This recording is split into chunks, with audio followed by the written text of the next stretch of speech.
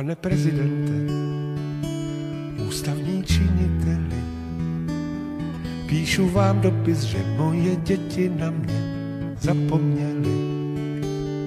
Jde o syna Karla a mladší dceru Evu.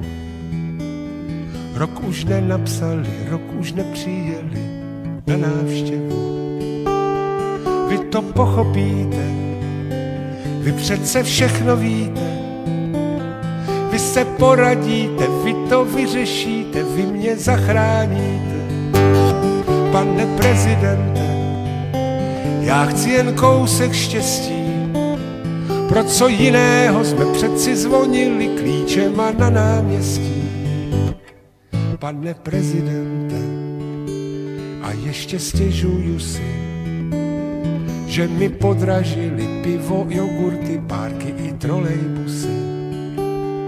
I poštovní známky, i bločky na poznámky, i telecí plecko, Řecko i Německo, no prostě všecko. Vy to pochopíte, vy přece všechno víte. Vy se poradíte, vy to vyřešíte, vy mě zachráníte. Pane prezidente, já chci jen kousek štěstí.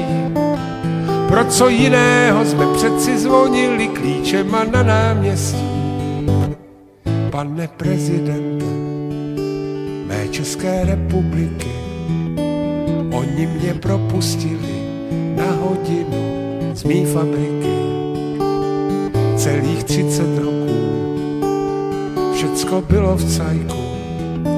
Teď přišli noví mladí a ti tu řádí jak na Klondajku. Vy to pochopíte, vy se mnou soucítíte. Vy se poradíte, vy to vyřešíte, vy mě zachráníte. Pane prezidente, já chci jen kousek štěstí. Pro co jiného jsme přeci zvonili klíčema na náměstí. Pane prezidente, moje Aniška kdyby žila, ta by mě za ten dopis, co tu teď píšu, patrně přizabila. Řekla by: Jaromíre, chováš se jak malé děcko.